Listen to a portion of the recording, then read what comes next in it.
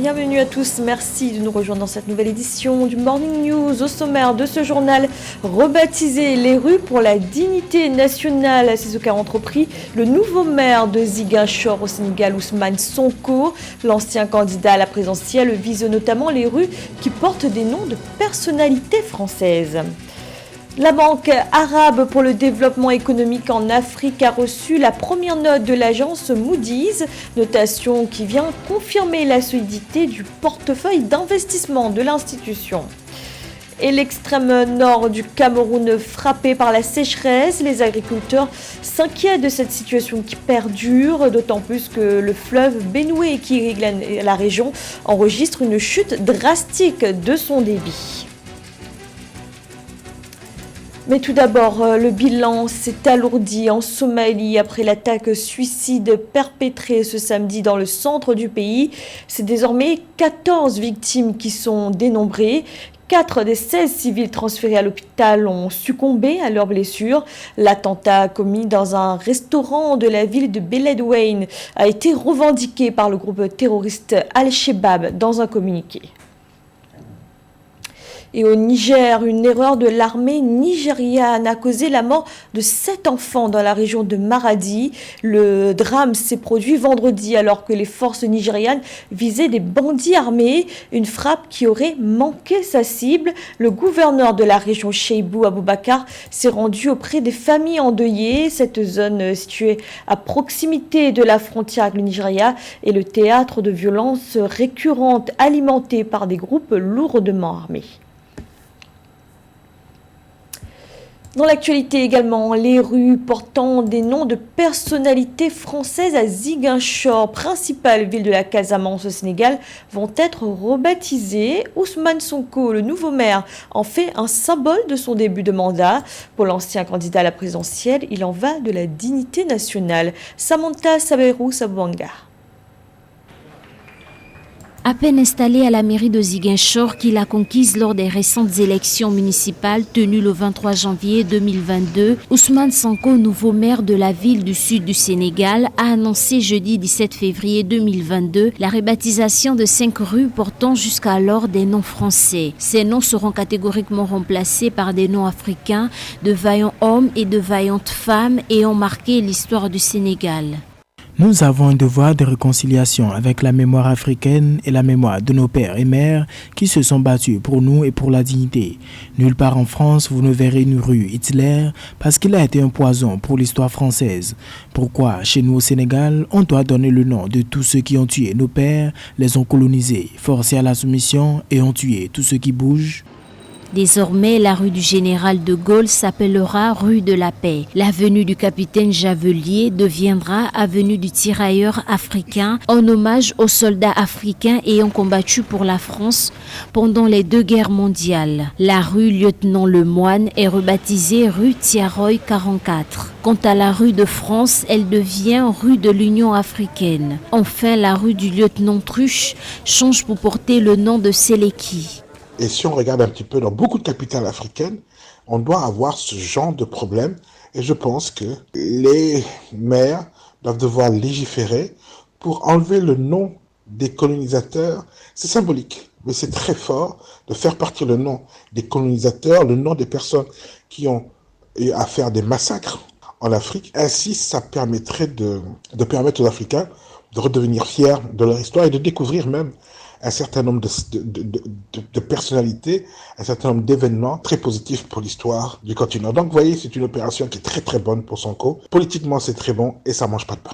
La rebaptisation des rues africaines, au cœur des débats depuis des décennies, sonne comme un devoir de mémoire et comme une véritable quête d'identité pour de nombreux Africains. Hommes politiques jugés anti-système, opposants farouches du régime actuel, Ousmane Sonko, figure anti-impérialiste également, a fait de la dénonciation de la France-Afrique un cheval de bataille. Économie à présent et des perspectives positives pour la Banque arabe pour le développement économique en Afrique. La BADEA a reçu la première note de l'agence Moody's qui reflète les progrès réalisés par l'institution. La banque qui se présente comme un catalyseur des fonds de développement arabes sur le continent. Amanedji. La Banque arabe pour le développement économique en Afrique, BADEA, a reçu de l'agence de notation Moody's une note d'émetteur à long terme en devise AA2 avec perspective positive. Il s'agit de la première du genre attribuée par l'agence à l'institution bancaire, une notation dont les principaux facteurs font référence, selon Moody's, à une position de capital très solide et un faible effet de levier, un niveau extrêmement élevé de liquidité soutenu par une gestion et des politiques de liquidité prudentes. La notation de Moody's Investor Service prend en compte le fait que la Banque arabe de développement économique pour l'Afrique contribue elle-même à l'allègement du poids inhérent à ses prêts sur les États bénéficiaires de son aide à travers un système de rééchelonnement du paiement des arriérés. Selon Moody's, la performance des actifs de la BADEA s'améliore depuis plusieurs années. Le ratio des actifs non performants sur les actifs liés au développement a diminué à 2,6% en 2021 contre 5,9% en 2019. Avec des réserves de capital chiffrées à 5,4 milliards de dollars fin 2020, la banque a orienté son portefeuille en Afrique subsaharienne allant d'une marge de 20 à 25 millions de dollars. C'est de cette façon que la Banque arabe de développement économique pour l'Afrique encourage la participation des capitaux arabes dans le développement économique africain et maintient de très bonnes relations arabo-africaines. En somme, c'est une institution qui est discrète mais a un soft power qui n'est pas ignoré des institutions extra-hexagonales qui, malgré leur hard power sur le continent, sont sujettes à polémique, ma foi. D'après Moody's, la notation devait s'élever à BA2, mais a été faussée du fait de la présence d'actionnaires non notés ou faiblement notés. Fondée en 1973, est opérationnelle depuis mars 1975, la BADEA joue un rôle de premier plan dans la canalisation des investissements arabes en Afrique. Une solution aux pénuries de gaz domestique, c'est ce qu'a mis sur pied l'inventeur camerounais Eric Tanqueux. Il a conçu un foyer à gaz qui fonctionne à partir de résidus de charbon vert. Si la fabrication est pour le moment artisanale, la commercialisation de ce nouveau produit pourrait bientôt être envisagée. Reportage de notre correspondant Narcisse Oum.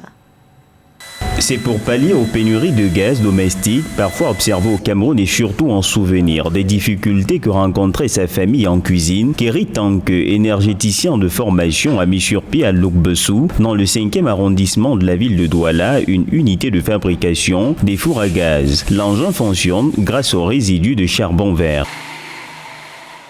L'idée principale part du fait que j'ai vu ma grand-mère un tout petit peu galérer et je me suis dit, si ma grand-mère galère, elle n'est pas la seule dans la situation, quoi. Donc il faut que je puisse travailler pour améliorer le cadre de vie des mamans en milieu rural, même urbaine, parce que dans certaines zones de la ville de Douala particulièrement, et ce n'est pas toujours facile.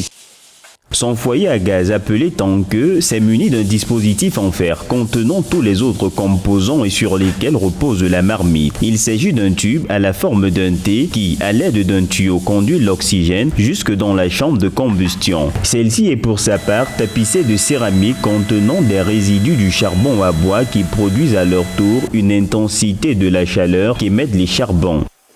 En plus, c'est une cuisson où on n'a pas, ça n'a pas de fumée, ça ne noircit pas la marmite, c'est écologique. Selon les spécialistes, cette invention devrait permettre de créer une véritable filière du foyer Tanqueux, outre la production en chaîne et la commercialisation du produit fini. Elle comprendrait aussi une multitude d'activités connexes liées, entre autres, au combustible.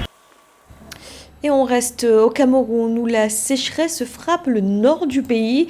La chute du débit du fleuve Benoué notamment inquiète les agriculteurs. Inquiétude d'autant plus grande que c'est de ce fleuve que le barrage hydroélectrique de Lac-d'Eau tire sa source d'énergie. Reportage de notre correspondant Roméo Tignan. Au nord du Cameroun, pénible situation pour Diengue Djokay, qui, face à la sécheresse dans sa région, n'aura pas de rendement cette année 2022 sur l'investissement d'un jardin de pastèques. J'ai tellement dépensé beaucoup, mais je n'ai même pas eu même le recette de 10 000 francs. Presque 700 000 que j'ai dépensé ici dans le champ là. Donc je suis comme ça pour battre, pour avoir même à manger. Sinon je suis tellement dépassé. Cette technique d'irrigation pourrait lui apporter un peu de chance. L'eau qu'utilise Djengue provient de ce fleuve, la Benoué. Son débit a drastiquement chuté il y a plusieurs mois. Il y a de cela moins de 10 ans, tous ces espaces étaient recouverts d'eau en cette saison. Et actuellement, c'est le contraire, il n'y a plus d'eau et puis on voit plutôt des espèces herbacées qui poussent à la place là où les eaux se trouvent, c'est-à-dire sur le lit du fleuve. Ousmane tient pour sa part des bétails rachetés chez des bergers. Du fait de la baisse du débit du fleuve Benoué, c'est tout un autre moyen mis en place pour nourrir le bétail, habitué autrefois à l'herbe fraîche. Bon, les bœufs que vous voyez maintenant, là, on train de nourrir. On achète les bœufs en boule étant chétifs. Bon, quand on achète les chétifs, on vient les traiter. Bon, on traite l'engraisse, ils ne sortent pas, ils ne mangent pas les herbes. Mais ça fait 3 mois, on les revend. Dans les régions sahéliennes du Cameroun, l'on craint au mois de mars. Ce mois entame le début d'un semestre de grande sécheresse. Sidi Barré gère un comité de lutte contre le fléau. Ouvert au dialogue, il interpelle les autorités. À faire, c'est que quand la proposition de mettre en place un comité de gestion durable de cette ressource qu'est la Benoué. Si cette concertation voit le jour, ce sera un plus et tous les acteurs concernés pourront apporter des solutions. Le fleuve Benoué cependant fournit l'électricité à tout le septentrion du Cameroun grâce au barrage hydro de Lac d'eau dans le nord du pays. Du sport à présent et le lancement du programme FIBA National Youth Camps, un programme de la Fédération internationale de basketball qui a pour objectif de détecter les nouveaux talents de cette discipline sportive. 6 pays africains sont concernés. Samantha Saberou Sabouanga. La Fédération internationale de basketball FIBA Afrique a récemment lancé un programme de développement de la jeunesse dénommé FIBA National Youth Camps à travers le continent. La Guinée et l'île Maurice ont été les premiers hôtes de ces camps qui se sont déroulés du 8 au 13 février 2022. Les FIBA National Youth Camps seront gérés par Alphonse Billet, directeur exécutif des FIBA Afrique, Jean-Michel Mara-Rosson, président du conseil de développement de la FIBA, et Franck Traoré, chef des opérations basketball de NBA Afrique. C'est une bonne chose évidemment pour le développement du basketball, mais ces fédérations nationales-là ont du mal à se structurer en elles-mêmes et on a l'impression que c'est un programme qui passe au-dessus des fédérations finalement, qui enjambe finalement ces fédérations et qui sera peut-être un peu à leur détriment et au détriment des championnats nationaux.